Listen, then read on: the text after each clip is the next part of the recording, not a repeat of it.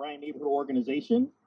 We're in Phelps Park, and I'm the chair. My name is Malik, and I'm the chair of Bryant Neighborhood Organization.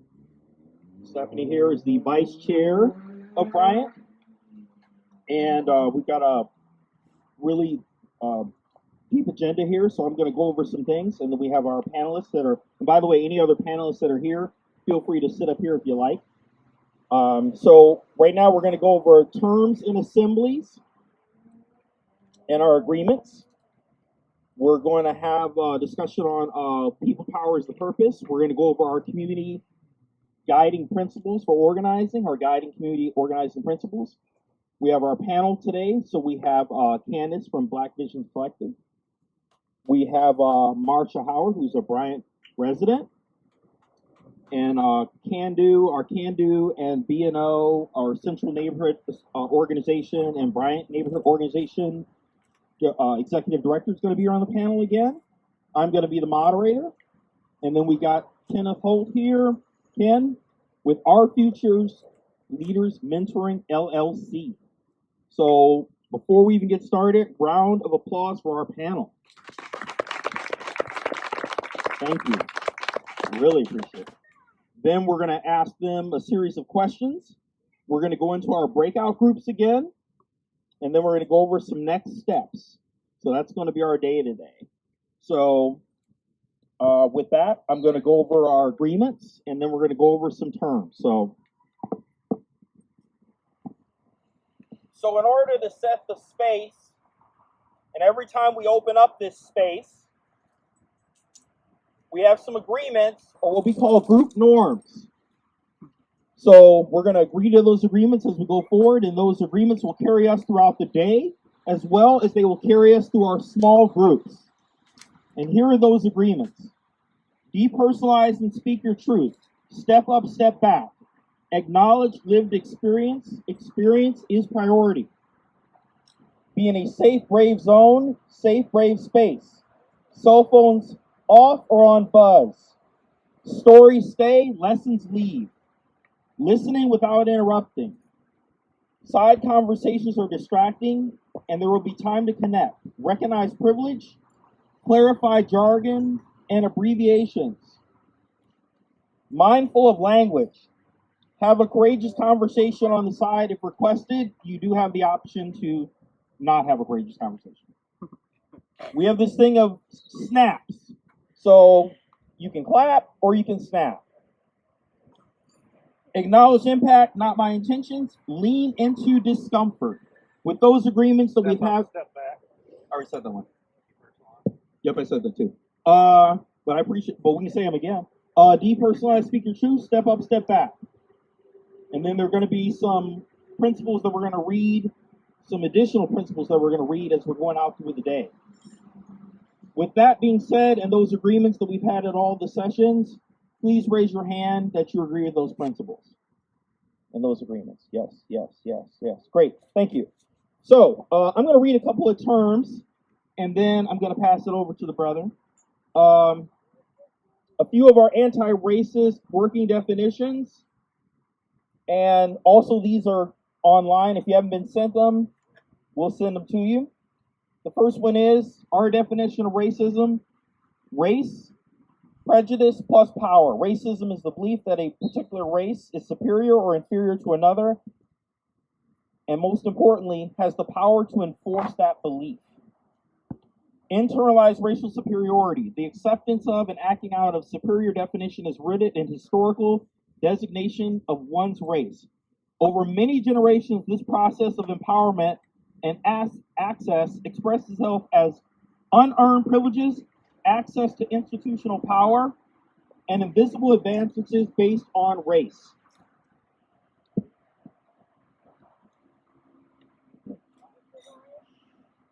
White privilege. Last definition I'll read. Again, these are going to be online to you. Inherent advantages possessed by a white person on the basis of their race in a society characterized by racial inequality and injustice kept in place by historic and enduring racism and biases.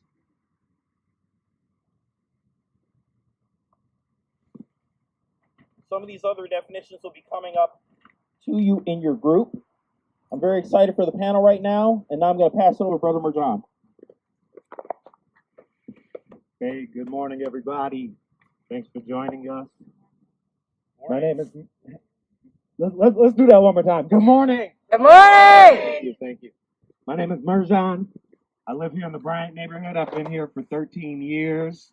I used to sit on the board with Malik and Steph and all these powerful folks. I stepped off the board last fall, and now I'm a organizer and helping organize our community. And we're here, so I just want to kind of frame this while we're here. Who's here for the first time on this Saturday assembly with us? Okay, a couple folks. Welcome. Thanks for coming. So we started organizing in response to the murder of George Floyd. The board of directors, they said we got to get community together and we got to,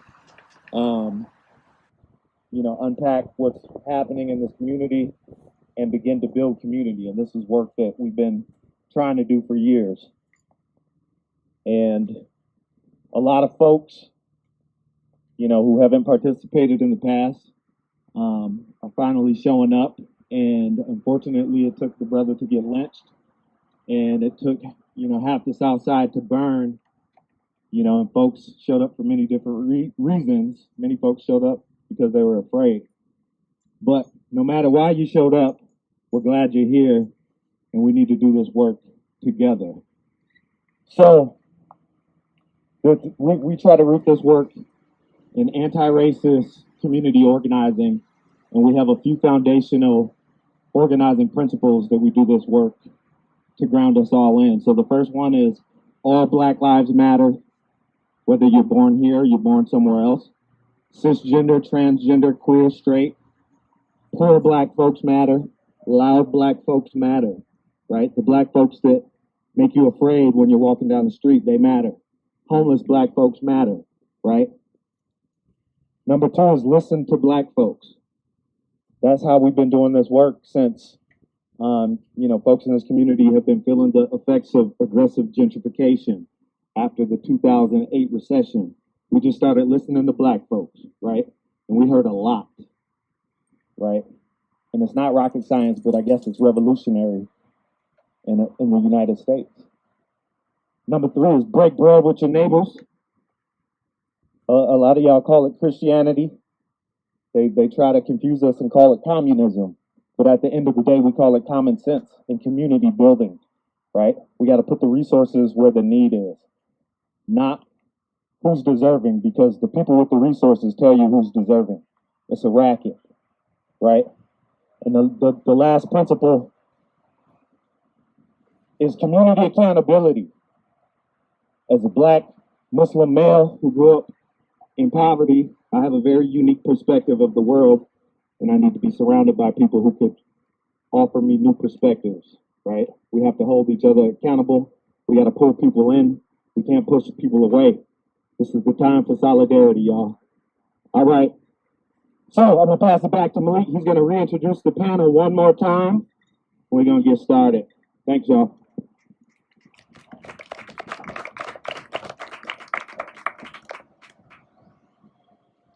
Okay, great. So I'm now going to pass it over to Sandra Richardson with the People's Institute for Survival and Beyond North, and she's going to be our moderator for today. So a round of applause for Sandra.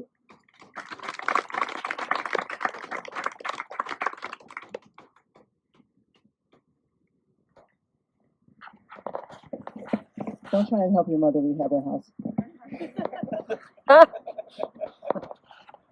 So, as Malik said, my name is Sandra Richardson. I'm a lifelong Southsider. Grew up on 40th in Oakland.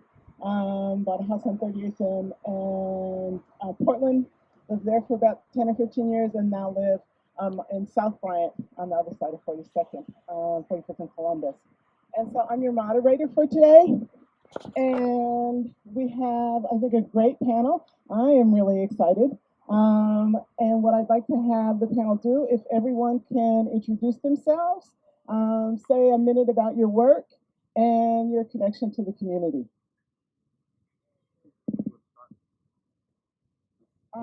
Candice? Is it on? Yeah, okay. It's hard to tell. You turn that up. Hi everyone, my name is Candice Montgomery. I use she and they pronouns. I'm actually a central. Is it on? It's on where to turn it up. It's just quiet. There you okay. go. I was like, this feels wrong. And maybe the mask is really like altering my reality. Okay, I'll start again. Hi everyone, thanks for having me. My name's Candice Montgomery. I use she and they pronouns. I live in Central Neighborhood, actually, just a couple blocks down. What? Just kidding. And my connection to the community, I'm the director of Black Visions, which is a Black-led queer and trans centering organization. And so a lot of the work that I do is with young queer, Black, trans people like myself, and currently working to defund and then abolish the Minneapolis Police Department. Marcia? Yeah, we'll go with Carmen, Marcia, because she's right here. Okay. I'm still getting used to this mask thing. My name is. I'll take it off now. Okay. My name is Carmen Means. I am the executive director of Bryant Neighborhood as well as Central Neighborhood, right over 37th in Chicago. And so pronouns, I don't use pronouns. My pronoun will be Black. And yeah, the work that I'm doing now, I think what my focus and heartbeat is the revitalization of 38th Street. That's what I'm on. That's my focus. How do we really turn this neighborhood to from what we say we are, but really living out who we need to be as far as being a place that represent equitable community. And so that it will be displayed all through the neighborhood and where we live, entrepreneurship, economic uprise, things of that nature, and a lot of other stuff too. Check our website out and feel free at any given moment to holler at me. My phone number is all over the neighborhood. So yeah. Marcia? Hello, I'm Marcia Howard. I'm actually a resident of Bryant. I've been on 38th in Columbus for about 22 years. I've taught at Roosevelt High School for 22 years. I'm also a retired Marine.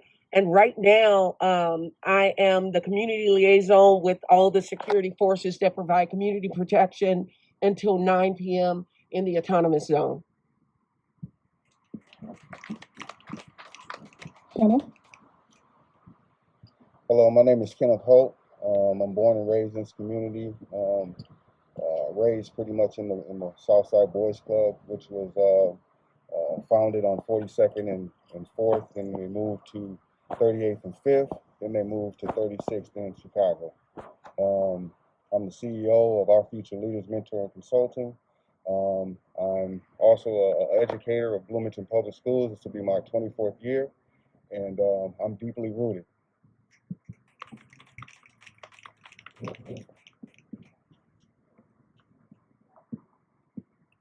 Hello? Okay, this mask isn't that bad. Okay.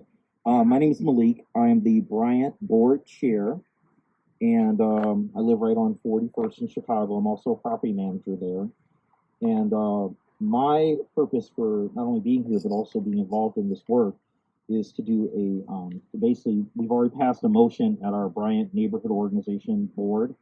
So to put a permanent George Floyd Empowerment Center at 38th in Chicago, to turn 38th in Chicago into a Black business corridor, also with co-op businesses as well, and to actually have Black ownership in the community. And lastly, to ensure that Bryant Neighborhood Organization continues to be a Black-led organization that believes in not just having the same talented 10 leaders there, but also to make sure that we have generational leadership that takes everything from making sure that young people are involved in the organization all the way to our senior leaders and elders in the community, and then making sure those leaders we're always doing leadership development on all levels. So that's why I'm here today. Thank you. Thank you all. As you all know, our focus this morning is on reimagining safety at 38th in Chicago. And so the first question for the panel is, what position do you take on police? Abolition, defund, reform, or other, and why? And these are terms that get tossed around a lot: reform, defund, and so as you tell us what your position is and why. Can you also describe a little bit about what that means? And can we start with you, Candice?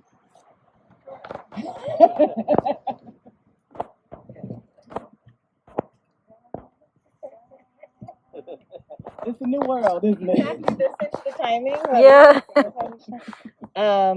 Yes.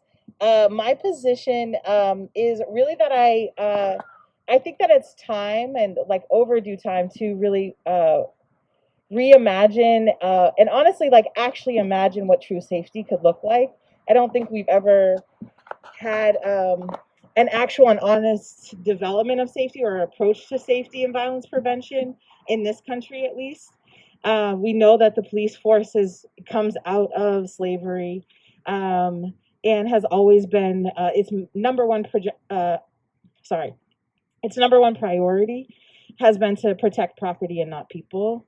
And so that's really my position. And then I just think about the facts and the reality that just in our very small community in Minnesota, where like, you know, Black folks are certainly not the majority, that just in a few years, we've had 3 major national cases and many more.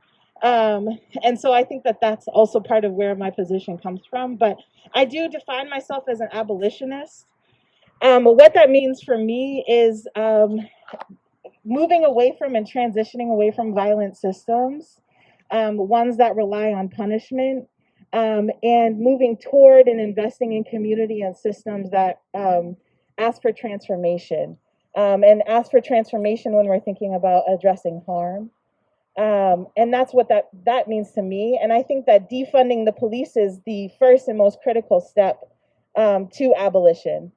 We need those resources, and we need to stop having to, you know, worry about our lives when we walk out the door and start to invest in alternatives, start to invest in the things that actually keep folks safe, like housing and jobs and healthcare and education and stuff like that. And so for me, that's, you know, defund is on the path towards abolition.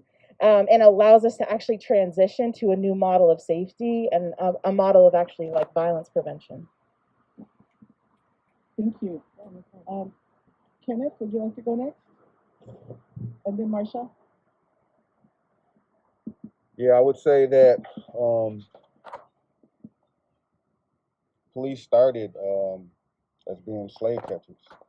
When Black people were slaves and Black people was actually property, as Candace stated. And that system's been going on far too long for a lot of people of color who actually don't feel comfortable of being surrounded by the police. A lot of people of color's first interaction have been negative interactions with the police. I still get nervous when the police is behind me, knowing that I haven't did anything wrong. And it's a feeling that not only myself shouldn't have to feel, it's also a feeling like that a lot of other Black people should not have to feel as well. My stand is defund the police. Defunding the police is removing some of their power. They have too much power. And a lot of the power that they actually have, they abuse that power. And they abuse that power to dehumanize a lot of people of color. And it's something that I've been dealing with since I was 7 years old. And it's a trauma that I still have to deal with to this day.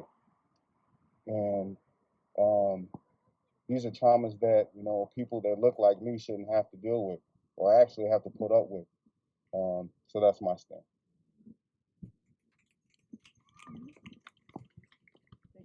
I pretty much second what this brother said. I'm all for the defunding of police. We need to actually take decisive steps to take away the power that they have, because quite frankly, Minneapolis Police Department is not answerable to us as citizens. They are not answerable to the powers that be. This is like a sci-fi movie where the AI took over and they are not answering our directives at all. They are not. They need to be defunded. People are saying that harken back to slavery, patty rollers, patrollers. What they've done, they've become this sort of Frankenstein monster of trying to just stay in our neighborhood and frankly make a cottage industry of harassment, forfeitures, seizures, and arrests. It has been this way for at least 30 years that I know of. And I'm assuming if someone's been here longer, they've seen it longer. And right now, we need to take it back. We need to take their power away. If it's on the way to abolishment, but right now, defund. First steps. Thank you, Marcia.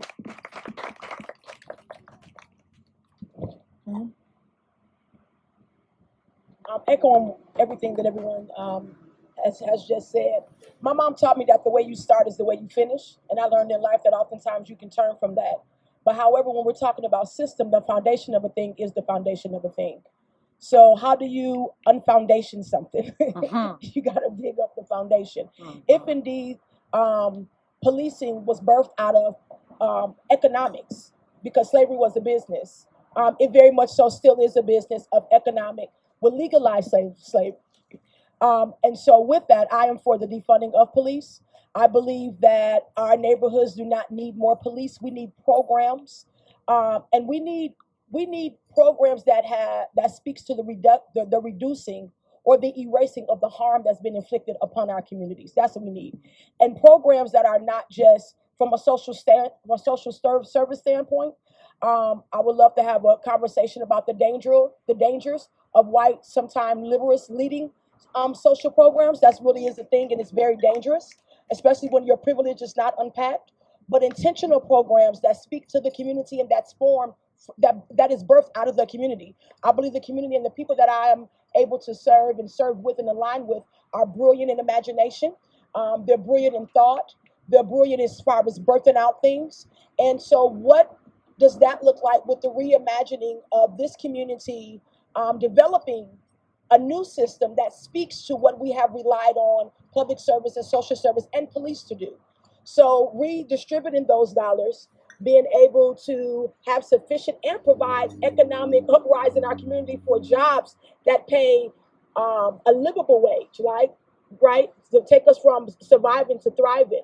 And so just imagining what can we then do with that, and what is the place, and what does policing actually look like? So I'm for defunding the police. Thank you, Carmen. I agree with everything that the panelists have said so far. So I definitely believe in abolishing the police, and the biggest thing I want to say about that is that it's also this thing of abolishing it from our minds.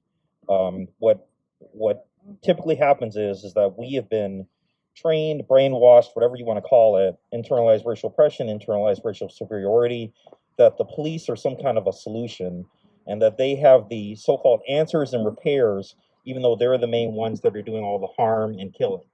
So it's like, it makes no sense to call them at all. And so it's getting these ideas out of our head that you call the police when you don't know your neighbors. You call the police when you see black and brown people on the street. You call the police when a group of residents are trying to protest a bad landlord who just raised their rent, and now they're showing up in an armored car vehicle that's militaristic. Like, that's the kind of, like, you have to, like, and this is one of the things that I'm working on, is like, you have to, and I'm asking people in this audience, you have to abolish that idea from your head. You have to abolish the idea that the police are a call for addiction, for poverty, for keeping, if you're calling the police, you're calling the police to keep the status quo in place and to keep white supremacy in place. That's why you're calling the police. And that's the thing that we have to abolish from our heads. The last thing I want to say is that in 2015, I was a part of I'm going to take this off for a second. So in 2015, I was a part of a group called the Office for Justice Programs, known as the OJP. Chief Arredondo, who was the commander back then, was on that group. And the purpose of this group was that they were looking at anti-bias training, more police cams, etc. As this group, I got involved. There was a couple of community members on there. Lots of those community members were kind of, they were already connected with the cops. So I was on as this community representative. We came up with this large report. There were supposed to be all these reforms. And here's what I learned about that. The police are reform-proof. They're probably one of the greatest reform-proof institutions in the world. You cannot reform them. There is no police reformist. They have to be defunded. If they're a $193 million institution, we need to bring that down to $40 million. And we need to give the rest of that money, or even be lower than that. But it's not working. the money has to go to what a lot of our panelists have just said earlier. It has to be redistributed. Thank you, Malik. The next question is also for everyone. Can you each briefly say what work you've done around police accountability and community safety? Marcia, would you like to start? I would love to, because frankly, anybody that lives in Bryant Neighborhood or the Central Neighborhood or I'm the police. Just so y'all know, I'm your police. I'm your police. And what I mean by that, we had a young lady get into a car accident where she careened down Columbus Avenue, hit 3 cars, got a head laceration, and sustained a concussion. I processed that accident. I found the owners of the car. We got her family called. EMT wouldn't come. We pretended that it happened at Phelps because that's as far as they would come onto the street. We got medics to transfer her across the street. I found out what the deductible was. I filmed the exchange of money to cover the deductible of the car she just hit, sent her to HCMC, got the tow truck to get her car, and got the $5,000 that was in her car that if it was MPD, they would have seized it under forfeiture, but even though it wasn't their business, the money that she had in her car. That's just one thing in the last 4 weeks that we've had to do. But not for nothing, yesterday, when we had a young man that, from what we know, I'm not going to say who released him in the middle of the family having a funeral procession, but we definitely knew that we needed to keep that young man away from those people, even though he was mentally ill. So then what do you do when someone's acting not right and maybe a harm to themselves and other people? But you can't just call the police because a person is mentally ill and disrupting things. Every human has a right to stand those 2 feet on that piece of land that they're standing on. They have a right to exist. So that was 4 hours of talking, cajoling, calming, holding, preventing from running into traffic. He went into someone's home. 4 hours of us doing that. Y'all tell me that in this country in 2020, we couldn't have a service who only responds to mental health issues, but not with a gun? We can't do that. We can't do that. Yes, we can. I got a GoPro and hand sanitizer, and we got that man in an ambulance and to go get some help. I did that with a GoPro and hand sanitizer.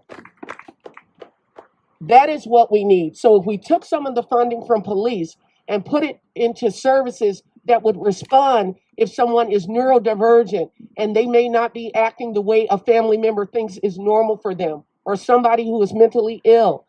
911 and the police officers are not the answer for everything. And quite frankly, I'm the one that apprehended with other people the man that was being violent toward Cup Foods. Yes, that was property, but the reason we seized him was when he turned it through a brick at a mourner.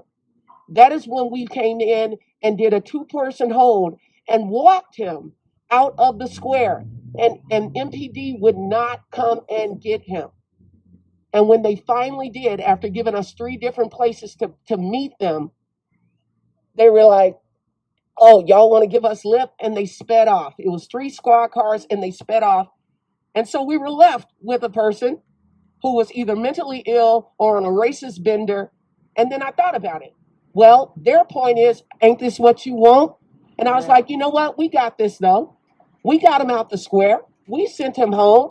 We processed his driver's license. We know who he is. We talked to his family. We didn't kill him. Mm-hmm. We didn't beat him down into the ground. We didn't do any of that. So if we can't, as a community, come up with a better use of the funds that are out of our pockets, then what are we doing? Defund them. Defund them. Defund them. Maybe we could just go straight down the line here. Kenneth? Just to piggyback off what she just said, yes, defund them. The police are spread too short. They're seen as pretty much everything when they're not, and that's very problematic. For myself, with my business, Our Future Leaders Mentoring Consulting, I'm in the process of building community with police officers. Not all police officers are bad, it's just the system that they actually work in. So to be able to bring them to the table and have panel discussions with them to inform them of how people of color view them and feel about the system that they actually work in, and for them to actually be able to share some of their feelings and some of the things that they want to share with us. I believe that can actually help bridge the gap, and it also can help hold them accountable, because right now, you know, you don't have nobody who's policing the police. Who's policing the police? You know, and that's the damn problem. But yet they want us to police ourselves. They want us to give valuable information to them, but they can't hold each other accountable. So they're definitely not walking the walk.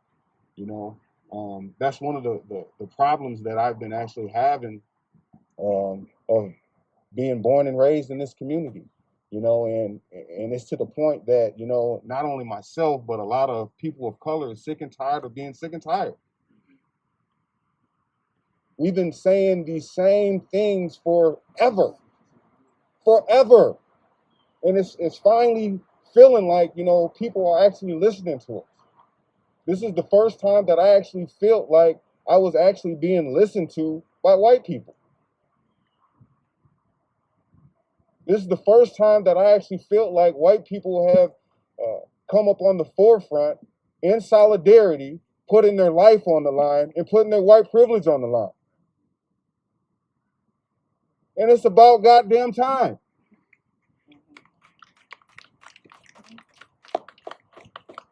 Why is it that I have to look like a damn threat when I have the biggest heart in the world? This is a feeling that I've been feeling that I shouldn't have to feel.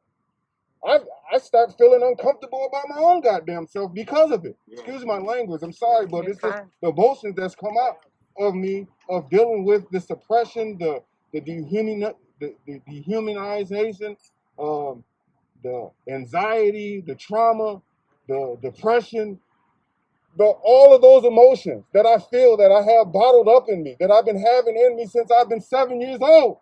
And I'm 47 years old for 40 years.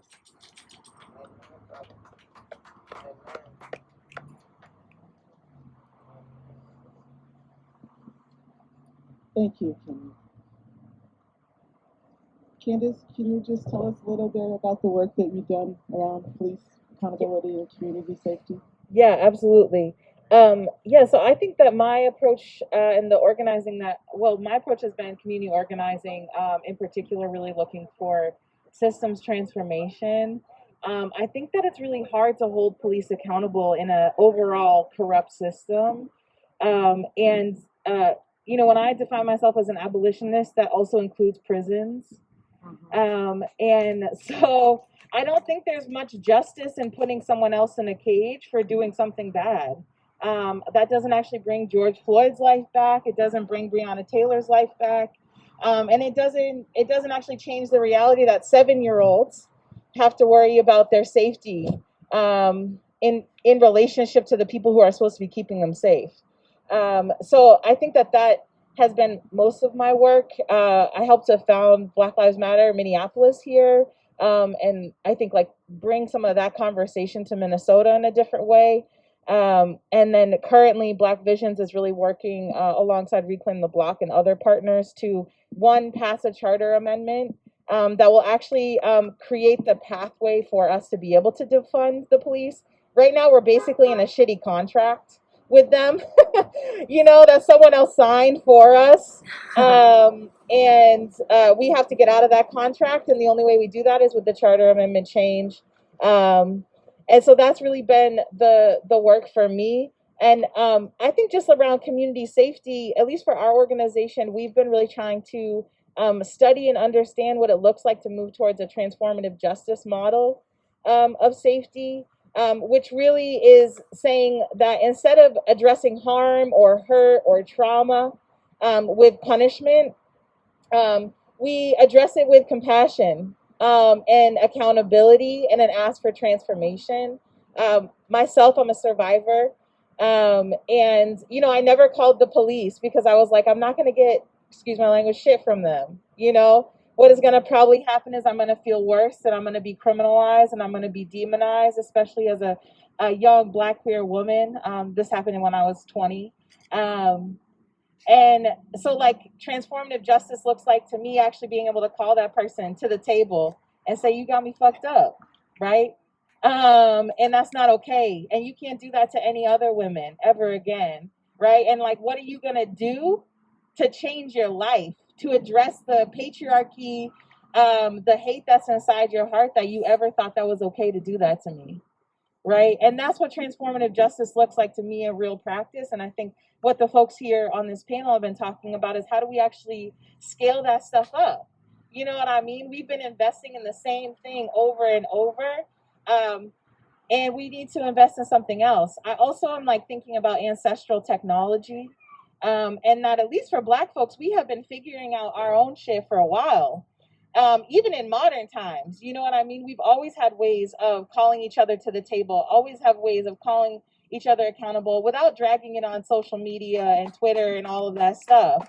And, you know, that's a whole, the call out culture is a whole other thing we can address one other day. But I think that like we have to go back to some of those things, and we have to develop some new things, and we actually need to make sure that we're investing in that. And that's what accountability looks like in this moment to me. And yeah, I want an apology from the police department and the police institutions. I think that that's also what actual accountability looks like, is to reckon with the level of trauma and violence that that institution has perpetuated. And I think folks who grew up always looking over their back, worried when those lights came on about their life, like deserve that as well. And so that's, you know, that's my vision at least. And I think that's possible in the next 5 years. To really transition towards that model in Minnesota and Minneapolis.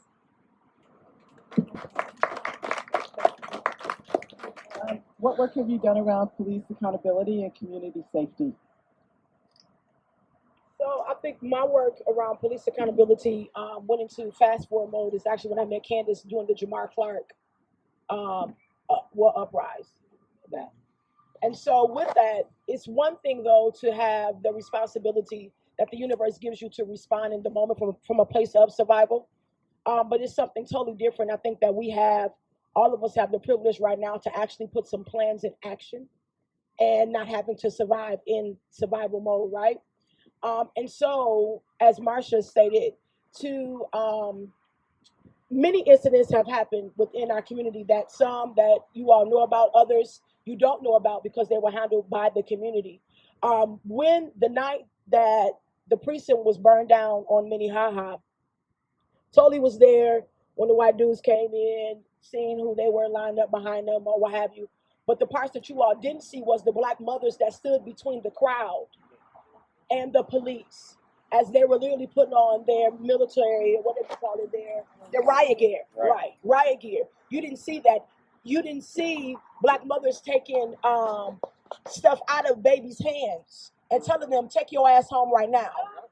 You didn't see that part, right? And so, yes, we see the ashes, but the story that made it so those ashes did not equate to bodies. That's right. You know, buildings can be rebuilt, but bodies is something, human beings is something different. And so I think part of the reimagining, part of the safety is what we just do by being, number one is me being a woman and being a mother, showing up when I see my babies. And my babies, I have 2 boys. When I'm talking about babies, I'm talking about babies, kids, young adults. I'm 42 years old, so I'm a little bit older than some. But nevertheless, I'm in that sweet spot that I'm kind of dope, but I'm still a mom. I'm an OG as well. You know? And so with that, though, to be able to steward the moment of what safety looks like in the genius of showing up as a community leader just because we have to. You know, nobody, it wasn't a improv and a come on huddle time, this is what we need you to do. No, it was like, no, I'm not ready. I'm not doing funerals. So I would tell them, you don't want me to do your funeral, do you? Go, get that out your hand. And so with that, what would that look like then? And them are safety times that I think happened with Jamar Clark. I was a younger minister at the time or what have you. So literally standing in between the community as a safe space. The reason why Miss Marcia was able to get the attention, it was something about her energy. We sometimes misuse and don't understand the power of our beings. Our beings. What happens when how is it that she was able to do what the trained officer probably could not have done? And then we're talking about officers that spend less time in the classroom than a barber. Yeah. You know what I mean? Let's just be real about the hours it even takes to do this. So again, I get the whole notion that all of them aren't bad. But we're talking about systems. It's not about the individual. We're talking about the system right now. So what we know as community, we can't say we're community members and then we don't know how to show up as community. Part of showing up as community is intervening in dangerous spaces. It's being the ones on 38th Street while the tourist is deeming it as being unsafe because somebody is breaking down of the trauma that they're experiencing environmentally, because that energy is real. It's somebody to come in and love you through the process. So we have used a system to replace our ability to be human. So all I've done really was show up and being human, being the black mama that y'all say that I'm all that, and then some, right? And being that in a place of power and being able to utilize that in a place of love and literally able to save lives. And it was nothing that was formalized about it because you know why? It comes from a genuine place and it comes from a spiritual place, to be honest, us all being spiritual beings. So long story short, many of folks who look like me, sound like me, move like me, showed up in our complete being ever present in body, soul, and mind in the place and causing safety to happen and really speaking peace to storms. And the beauty of that is that we all possess that power. So that's how I showed up. That's how I continue to show up. And to be honest, we don't even think about it till afterwards what the hell we did. I'm at home having wine like, damn, you know you almost missed your life today, right? Right? You don't think about it, right? Because it's a call. It really is a call. Like being able to step out on your imagination and your inner giftings and your womb places. I know I'm going someplace different.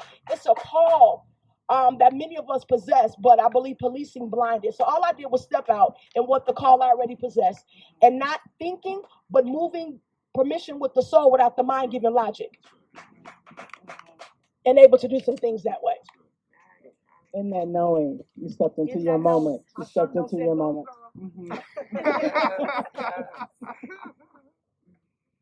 Thank you, Carmen. Yeah, thank you.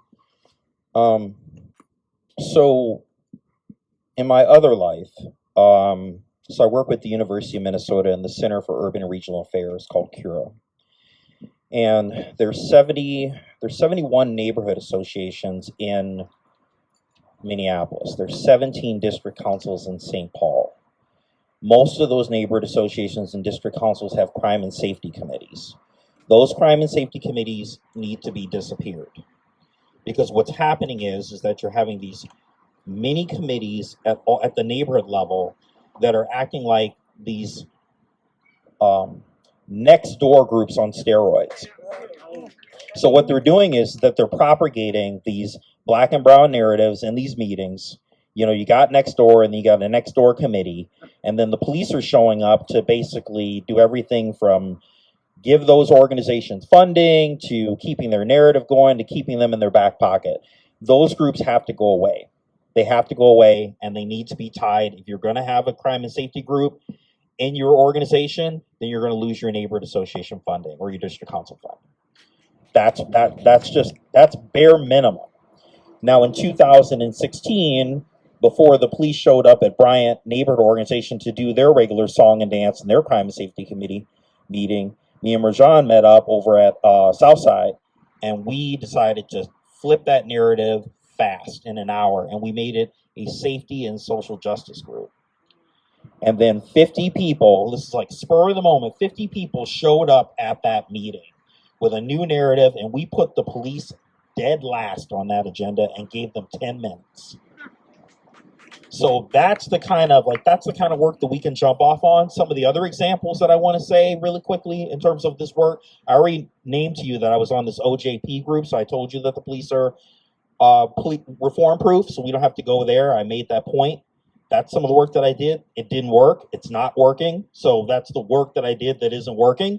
So reform proof. Lastly, some other models to think about are the Black Panthers had a patrol and an ambulance service. AIM, American Indian Movement, they had a patrol and they still have a patrol. And then lastly, and probably one of the more not so known groups is the North Minneapolis Soul Patrol. Another group, right? So here are some examples that we can go off on. But the last thing I want to say is that 900 Minneapolis police officers, like 892, don't live in the city. Most of them don't. If you don't live in the city, you're fired. Yeah. That's part of that education, right? So there's that. Lastly, in other countries, the police have to go through 5 years to get up to speed to actually become police officers, get a degree, study investigations, work with the community. They get this sort of consent of trust. And in addition to that, like they work with they actually get mentorship in that police department. 5 years. Whereas we have a model where our police are more in like a 21-week boot camp. Like military. So it's like they're getting ready to go into a military zone the minute that they're done with their training. So that's not working at all. So that's a model. Because our police right now are vastly undertrained. Thank you, Malik.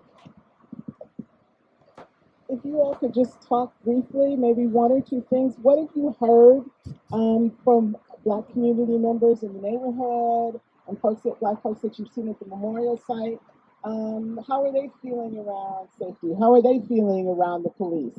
So that's the first part of the question. The second part of the question, most of you have already answered, which is, what models do you want to lift up as alternative to police, and why is this a model we should consider? And you all have basically already beautifully answered that, but if there's something that you'd like to add, please do. So what have you heard from Black community members? I can address what I've heard from my block, but the people on my block, 38th and Columbus, is different than the people that may be a block ahead. So the people on my block, the Etheridges, the Lewises, y'all might have heard names like Scooter and Putternam. They've been here. They've been here since the 70s. And I will say that part of community actually helps. All the cacophony, the brouhahas, the hullabaloo of the gunshots, it never touches Columbus. So I get to sit smugly and say, they don't bring that on my block. Because the people that were doing it don't come on my block. That's community. I've never had a property crime, 22 years running. My garage is never spray painted, 22 years running. So when things happen, it's not there. However, there are African American and people of color that are in the apartments near the pond that are bearing the brunt, the fear and the trauma of this latest round of what I call a campaign, because there are people who kind of want their block back. And so you're hearing a lot of pow pow. But here's the thing, because we're a community, I was able to walk down the street and talk to a man that's way older than me. And I said, you need to gather them up. He gave me his number. He said, I'm going to walk them over to that house of somebody who just had a problem and make them apologize. And I went home and I'm kind of stunned. And I'm like, am I really doing this? Having these connections that I never thought I'd actually have. Tacitly, yeah, but overtly now. And I'm like, they're in my community. That's what community is. All of us have to work together. Because if we get to a point where people of color in this community don't feel as if they can come to us, neighbor, even a street over, 3 streets over, because they can't call nobody. Ain't nobody coming to 37th and Columbus or 37th and Park. Police don't come until you get to 40th and Park. Everybody here got to rely on everybody here. And so we have to start now reimagining what community safety feels like. And as much as we say people of color, it is me, Miss Etheridge, Miss Lewis, and 2 other families. It's 5 of us left on Columbus in a historically black street, a historically black neighborhood. It's only 5 out of 22 houses. And so what I'm doing is I'm preparing basically a survey demographically and of their opinions of the things that are happening on and around 38th and Chicago. I'm going to try to get that out within the next 24 hours. And frankly, I've just implored all block leaders to go door to door. Know your neighbors. If it's an elderly person that you haven't seen in a while, knock on that door, post up, and see what they're thinking. How are they feeling? And if nothing else, say, you need anything? These are your neighbors. I'm very active, so I know every single human on my block. So they can sleep tight. They can take their kids to Taylor's Fall because they know I'm at that barricade. So somebody got to step up and actually put paid to what they've been saying about community, because nobody's here to save us. We got to save ourselves. We got to save our country, because right now with the MPD, the way it is, the way policing is, the way it is, it ain't working for any of us. Because if you can sit comfortable with me being oppressed for your comfort, we got a problem. We got a problem. It's not working. If it's working for you, we still got a problem, because it ain't working for me and mine. We have to reimagine what justice and community and fairness and what America looks like for all of us. And it's time. And we just at the beginning. Montgomery boycott was a year and 20 days. The Freedom Summer, and that was a multiracial coalition. White folks died for us. Please don't forget that. They got blown up in buses just like the black folks did. But the Freedom Summer was 7 months. It wasn't 3, it was 7. We've only been over here for 51 days. My full-time job is being black and fighting for freedom. That is my full-time job. And I am joined at that barricade with a multiracial coalition of people who said, where you want me? You know, they keep saying, listen to black folk, listen to trans folk, listen to disabled folk, listen to the people on the margins. They'll let you know what ain't working, because we bear the brunt of what ain't working. Listen to them. They'll let you know, and follow them. Thank you, Marcia. Carmen? I also grew up with the schools, the scooters, and the Carters as well. These are my childhood friends that I grew up with. And the problem is that growing up, we had community. Now we don't have a sense of community. You know, a lot of people don't know each other. A lot of neighbors is not speaking to one another. And that's a big problem. You know, knowing that some of the things that I went through, I knew that I was protected. And if I got out of line, the elders was going to put me back in line. And then when I got home, I also was going to get put in line. That's a big solution. It's up to us to be able to model the world that we actually want to live in, not only for ourselves, but for our youth. Our youth is looking up to us and wondering, what the hell are we going to do for them? And some of the backlashes that we're actually seeing is them crying for help. So them acting out is a way that they're crying for help. But we're unable to actually read in between the lines.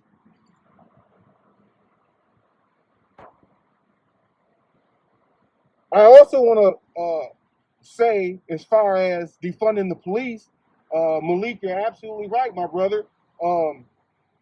Police actually should have to live in the community, because then they have interest in the community. Then they know the community. Very much accountability. Right now, we can't account them for any damn thing but to kill us.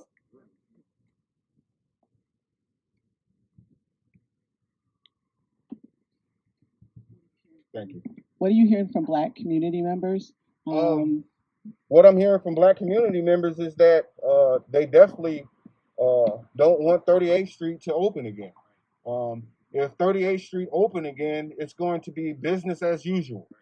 You know, the momentum that we actually have built, it took a very long time. And to be honest with you, this is a momentum that I've never seen in my life. And to be honest with you, I never thought I was going to see it. So to be able to actually see it and live it and feel it is a wonderful feeling, considering where I come from, you know. And there's a lot of other Black people who are uncomfortable.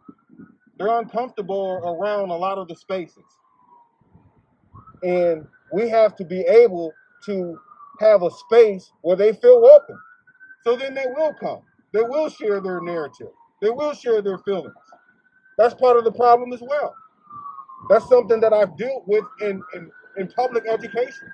That's part of the problem why a lot of parents actually don't come in those environments, etc. Because you have these high educated white people talking down to them.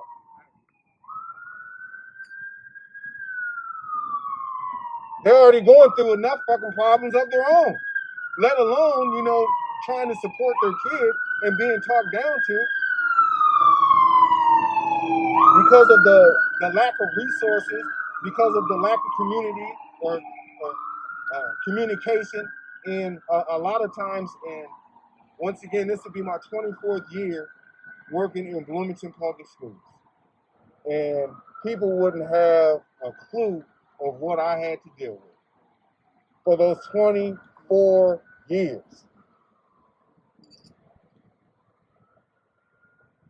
I'm a people person. And when I first started working there, I would say good morning to everybody that I see. But it was a white boys club, should I say, that I actually worked around. And because they didn't value me as a man, as a human being, they would rather look at the damn ground or look at their newspaper instead of saying hello to me after someone said hello to them. Yeah, they do. So that's one of millions of situations that I've been dealing with and had to put up with. I can't be Black 24/7 hours a day. I have to adjust and adapt. If I'm too Black, they ought to find a way to get rid of me. But I knew that there was a need for me being there for the students that looked like me. It was bigger than me. And when I was coming up, I can count on one hand how many teachers of color that I had. So for kids to be able to see somebody that looked like them and to be able to understand exactly what they're going through is priceless. It's priceless. There's things that I can do that no other staff member in that damn district can do. And those kids know that. So I have other staff that feel a certain type of way and try to sabotage me and make me, they try to sabotage me and make me look bad. But they can't. Because there's nothing bad that no kid can say about me other than that Mr. Holt loved them. Mr. Holt speaks to them when he sees them. Mr. Holt cares for them. There's nothing that Mr. Holt wouldn't do for them. That's what these kids say about me. Thank you, Kenneth. Carmen, What is the Black? so what are you hearing from Black community members? What are you hearing from Black people that you see at the memorial site about the police and about safety in the community? Safety in the community, well, this is a layer question, but safety in the community, when I'm hearing from Black residents, number one, when George Floyd was lynched, you all do know that a lot of Black residents, some Black folks who stand above cup foods. You all do know as well the young woman who videotaped it was in our neighborhood. Since then, we've had multiple families, Black families, move immediately. Safety is a concern. And not just safety of the body, I'm talking about harm. And we probably want to define that a lot more rather. I'm talking about harm and the emotional and the trauma and the PTSD and the threats. Let's just be clear, right? And so and even now, if you ride through the neighborhood, you see moving trucks. I'm seeing a lot of moving trucks. I don't know, folks is like, let me get the hell up out of here, right? And so our Black residents are not out of that number as well. And so a place for them, in order for them to feel safe, safety is a feeling. It's not just a word. It's a feeling. It's an energy, but it's a feeling. And so the lack of safety in the space, and I'm not talking about 38th Street. I'm talking about just the feeling of not feeling safe. That's some Black residents. Other Black residents is like, hey, yo, let's go. Oh, so this a turf war? Let's go. You know what I mean? They're not going anywhere. And so, but I understand both worlds. I understand how it feels to hear gunshots and have to hit the floor, and I also understand what it feels like having to stand for yours as well. So neither one of them is look less to my own vision, but the reality of it is this thing is the conversation now is, what is the longevity of this thing really looking like? Because I will never forget, when everything first popped off, we were down at the government center. A lawyer was here, and he was a big time representative. Trayvon Martin's lawyer was here. And he said, look, I'm going to give y'all 30 days. Because usually movements like this is hot for 30 days. So Black residents, it's not just about the street. It's about the end game of justice and liberation.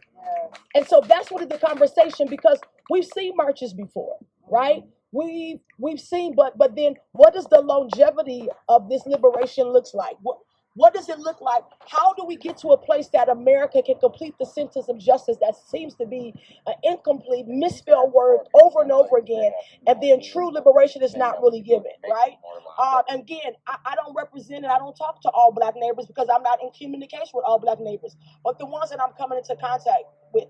Another thing too, a lot are now just coming down, believe it or not, coming down during the site now because this site was heavy. Like watching that on the news was heavy. It was heavy. And so I'm hearing a lot of elders saying, I couldn't get down here, not because I didn't want to get here. I could not get here. You get what I'm saying? My body wouldn't allow me to be in this space right now. Yes. Right? And Yes. from this community asking that. A lot of our Black business people are asking, are we going to open back up the space? Because businesses are suffering, right? Other Black businesses saying, keep it closed, I'll figure something out. And so what I'm really beginning to see, though, a lot of these questions need to be discussed in an intergenerational type of format. Because we got Rashad, basically, that's on the corner. Rashad's a younger cat that owns Dragon Walk. Well, younger cats thinks more progressive thinking. So Grubhub, things of that nature. And so how do we have and help our elders that's been in that neighborhood for years, that safety and economics, and they're not, and I'm talking about folks that not only have business here, but they live in the neighborhood as well. But the disconnect as far as the digital world that can really keep them business flowing, right? And so it's not just a one-stream conversation of safety. It's also economics. It's also justice. So no one is just talking about, from that I've talked to, the Black folks, about just safety here. It's layered. And not even to mention COVID-19. Mm-hmm. So it's pandemics, right? And so a lot of our people are thinking, what is the end? Is 2020 going to end the same way that we began? What are our next step as a people? Right? And understanding that this is the epic center of change right now.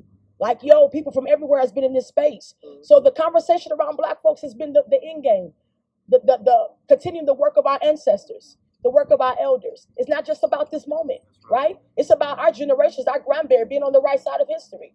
And that conversation really being intentional in these spaces. That's what I'm hearing from Black residents. Thank you. I'm going to pass it to actually Candace, actually. Okay. The only thing I'm just going to add to that is that it's the same stuff that Carmen said, except 30th in Chicago has to be a permanent. It's an epicenter. It's global. It's international. It's hyper local, and it can't go back to the way it was. It's sacred ground. It has to be a George Floyd empowerment center. It's got to be a place where we can heal. It's got to be a place where we can actually thrive and get generational wealth back into the community. Black generational wealth. It can't go back. I mean, of the number one thing that I hear from residents of all races, particularly Black, is that we can't go back to the way it was.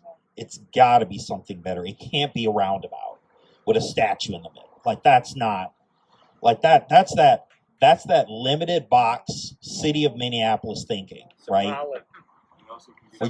Symbolic justice. Yep, right. Symbolic justice. Symbolic and amnesia producing. Right. Yeah. It can't be like the Duluth lynching memorial on 1st and 2nd is great. That's great. But it's 2020. We got to do something with all this stuff that's happening in this nation around George Floyd, who's saving the world. It can't be a roundabout, and it can't be like business as usual. That's what we're hearing. And in terms of safety, one thing I have heard from a few residents and some of the residents in my building that are Black is that now more than ever, with everything that we're going through as a community, the solidarity in this community right now, and the fact that, and Sandra says this best, that you actually have people talking to Black people that are not dead Black people, like, that is a change that people are not trying to go back to next year to experience. Like, this is a different community right now, even though we are going through some serious growing pains right now. So I respect what you said. I do need to put this in. I do community meetings every day. And when I mean every day, 8 o'clock and 7 p.m., 8 a.m., 7 p.m. I go to other people's block meetings as well. I've been speaking obliquely, like I'm coming at it sideways, about a certain campaign that's been happening on 38th in Chicago, where certain people would, and I'm trying to speak obliquely now. I'm going to be cagey, but I need y'all to read between the lines. There's some people who say, I want my corner back. It's people who say, we want these streets open so these people can make their money, and then the people in the alley can make their money. And if you don't understand what's been going on when you get volleys of 30 to 40 shots, but shit ain't getting hit, where I'm looking on the top of a building, it's going straight up. But even though that is going straight up, what goes up must come down. If you shooting across a pond and it winds up going into the stucco of a homeowner and they got a child, after a while, it's going to do it precisely what it's designed to do. You get people scared and they're willing to sell my justice for a night's peace. And I can't even blame them in that moment because they're thinking about their safety in that moment. If the campaign is going on, and I'm going to say it's going on about 2.5 weeks so far, and y'all, if you live around here, you know what I'm talking about. It is strategic. You can set your watch to it. You can set your watch to it. They're trying to get basically ally fatigue. They're trying to get movement fatigue. And so if I'm walking down 38th in Chicago and I got business owners who y'all go to cipropertyinfo.gov and see who owns the buildings that these businesses are in. And they all coming to me saying, these kids, they're doing this. We got to get the police back because I'm trying to call the police. We got to open it. I'm like, the car's behind your building. You got a tow truck. You don't even need to. Oh, I don't want to do that. I don't want to get anybody mad. So every time something happens, and then I got people whispering, oh, we need to open this back up. Don't think everybody want that closed because the status quo, the ecosystem, you need the cops, you need the commerce, you need the crooks. And they've been working shit out for 30 years. They want it back. They want it back. Now, here's the thing. I can say this, I can explain it to you, but I can't understand it for you. And I'm not going to jeopardize myself by trying to get too deep into it. But I'm going to tell you this. All you got to know is this. No justice, no peace. You want that back to normal? Give me some justice. That'll find its own level, like water finding its own level. Y'all don't have to come over to the fist in the middle of the street. Y'all better be marching to Bidet Makaska. Y'all better be marching to U.S. Bank. Y'all better be shutting it down. I will take a sawzall and cut that street sign down. We can make 38 in Chicago anywhere we want to make it. The spirit is the thing. The movement is the thing. But right now, if you are in the back of your mind saying, I thought this was about safety. And when you think safety, you're like, stop the shootings. I'm telling you right now, That's going on because some people don't want what we trying to do over there because they got short-sighted thing and they a chicken with their head cut off. They don't even understand. It's 2020. When something can pop off that night and you still got doddering old white grandmas still coming to see this site, they don't understand it has changed.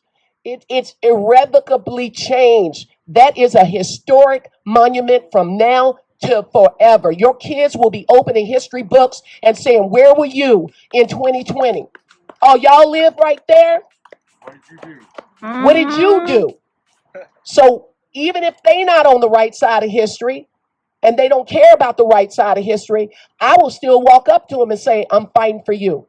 Even if we feel like we're at odds right now, this is for you too. They'll get it eventually. Or even if they don't, I'm still doing it. We're at the very beginning. This is a marathon, y'all, not a sprint. So come on, strap on, tie them shoes. And real quick, Marcia, would you mind giving your background just a little bit before you're a teacher? Before I was a teacher, I was a Marine. And the reason I say that, I love white folks. Y'all know y'all like credentials. Y'all like credentials. So now she's just been, and I'm making this word up, credentialized. All right. So understanding strategy, because what I don't want y'all, I don't want anything in the energy to say, oh, she just a teacher, oh, she just, because we love to jest somebody, right? So for those of you, because I'm clear that everybody's mindset here is not on the same thing, and that's fine. That makes up community. But I'm also clear about the power of the audience. So we're not talking, and even if she did not have that, still understand truth is truth. And evil and white supremacy is strategic. Evil is strategic.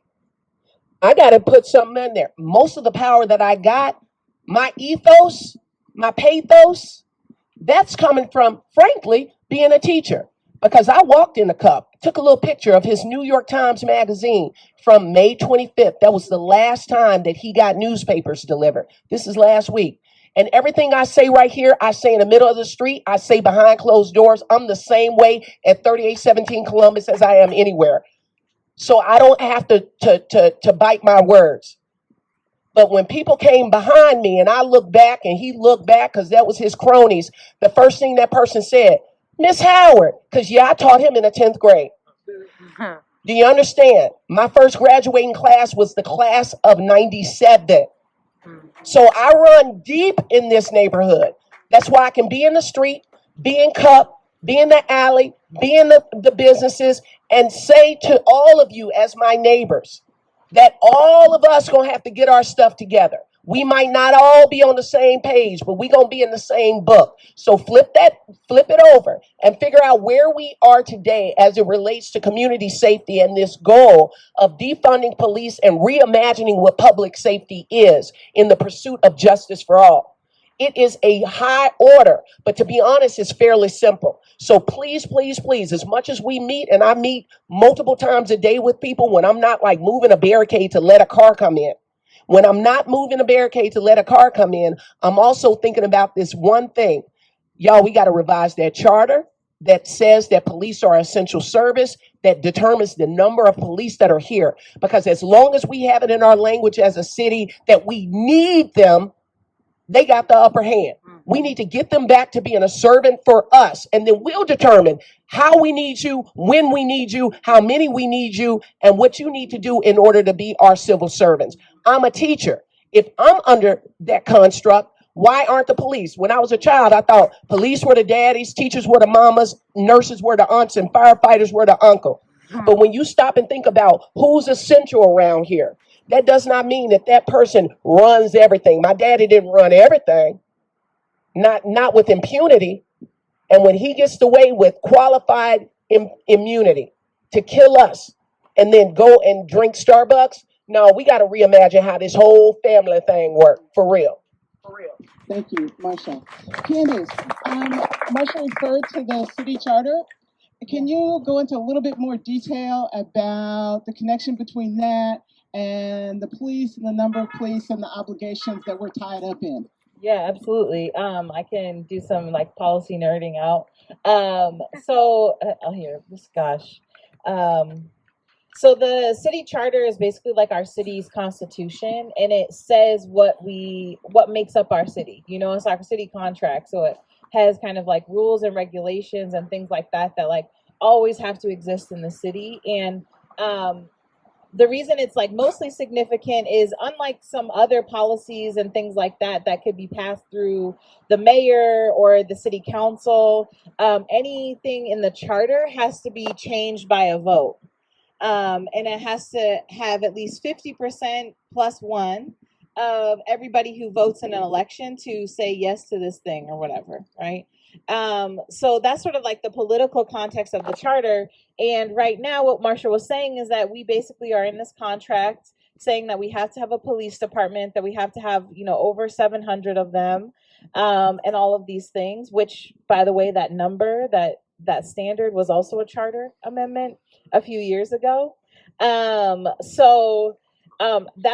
the current status. And where we are at right now is we're actually pressuring the Charter Commission, which you will be shocked to know is a bunch of wealthy white people from Southwest Minneapolis who do not have to get elected. They are appointed by a judge. Who get to basically decide what gets to go on the ballot, right? And that is just the like truly crappy circumstance, undemocratic circumstance that we are in right now, is that, you know, folks who are really taking these charter Zoom calls in lake house mansions are the people who are deciding the future of our city. So we're pressuring them. You can actually sign up to testify for the charter on Wednesday. You can either write in public comment or you can call in. You just go to the city website. You know, I don't have the exact link, but you'll find it, I'm sure. And I think we have some like materials and things like that to basically tell the Charter Commission to let us vote, right? This is a democratic conversation. This is a conversation that says we get to decide what the future of our city looks like, what the future of safety looks like. You got to put that in the people's hands. And we all, abolitionists or non-abolitionists, have to trust the people in making that decision, right? That's really the thing. And so we're sort of in this process right now, and then the Charter Commission will decide if they're going to move the process forward, and then we get an official vote by the city council. The mayor can veto that vote, but what we know right now from the organizing and folks holding it down 24/7 on 38th in Chicago, folks holding it down over North every single day, just the pressure, right? The continued public pressure is that we have a veto-proof city council that's ready to pass this charter amendment. So the mayor can do whatever, you know, he wants to do, come outside his house and get yelled at again one more time if that's his king.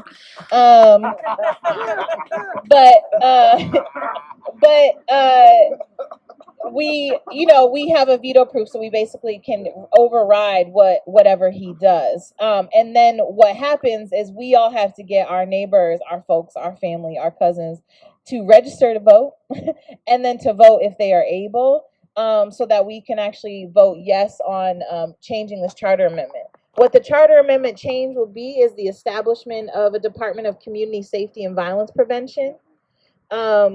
Transparently, that will have a subdivision of law enforcement, unfortunately. But what it allows us to do is actually create the infrastructure inside the city to then start to invest those dollars in new programs, right? To invest those dollars in actual infrastructure around community safety and violence prevention. And what we really fought for as activists is to make sure that that language includes having a department head whose experience is in public health interventions around violence prevention and restorative justice. And that's very important, because what we're really saying is for most career law enforcement professionals, that's all they got is law enforcement in their background, right?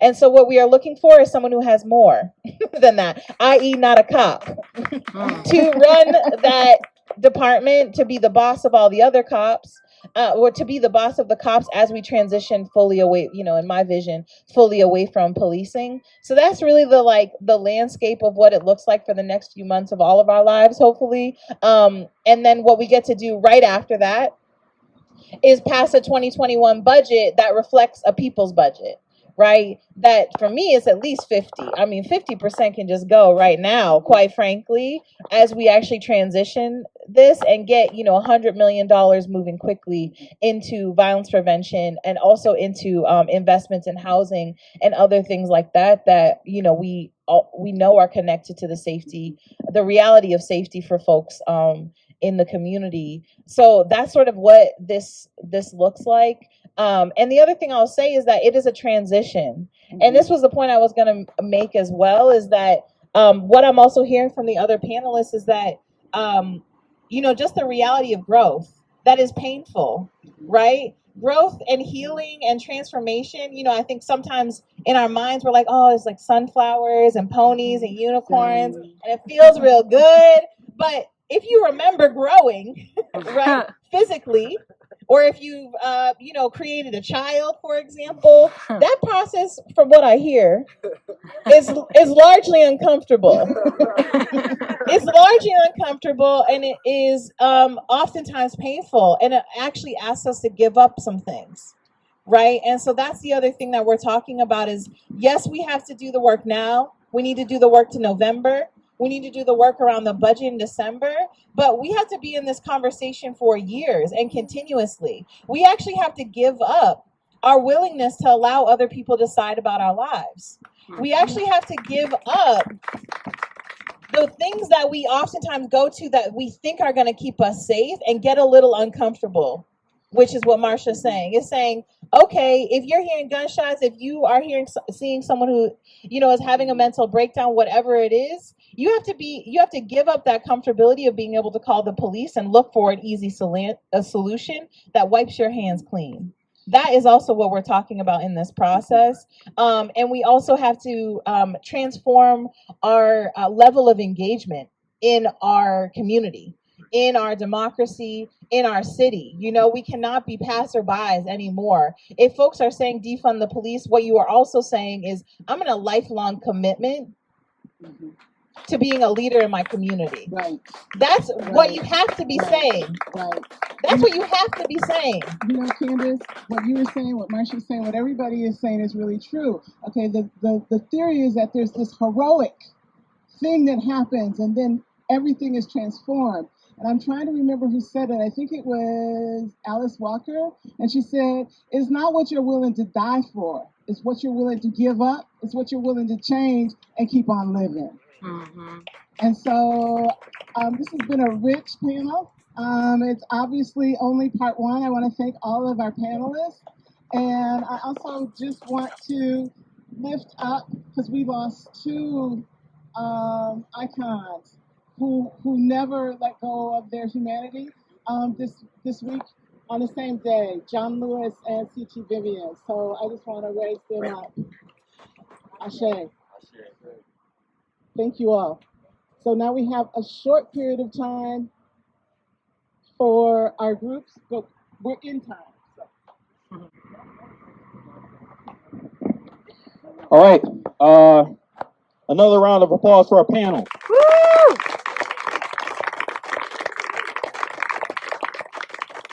Okay, great. So we're going to go into our breakout groups right now and claim the block. So we have two resources up there. So.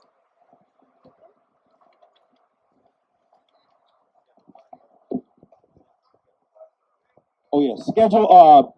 So we got to make sure that we're having those midweek block meetings. So please get up with your facilitator and schedule those block meetings, and schedule with your neighbors, because we want to keep this conversation going. So we don't want to just have it happen here. We want to make sure that it lives beyond that. So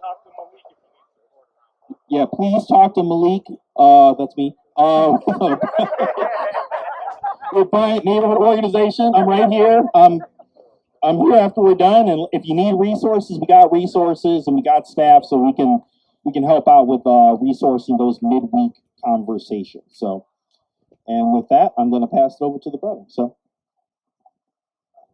we'll make this real quick and short since we're over time. One reflection question we want folks to walk away with is, so one thing I heard about recreating this whole Department of Public Safety. One thing I just want to add to that conversation is I would like to see a Department of Community Care and Safety. Seriously, because as we transition from old to new, we really have to begin to redefine wealth as well. And to me, how do we move to a society where wealth is it's rooted in how we care for one another? So the reflection question we want folks to think about is, are we capable of providing the community care we need so there is no need for a police force which has historically operated to uphold white supremacy? So let's think about that. And again, as y'all know, we're planting seeds and we revisit a lot of this stuff as we come back. And then actions, keep calling Councilmember Alondra Cano, who represents the 9th Ward, Councilmember Andrew Jenkins, who represents the 8th Ward. Keep letting them know about what you're hearing and that we do not want them to force that intersection reopen. So let's make sure we hold our electeds accountable. And let's just close off one last time. Let's just say this brother's name who brought us all together. So everybody on the count of 3, let's say his name, and may he rest in peace. 1, 2, 3, rest in peace. George Floyd. All right, thanks, y'all.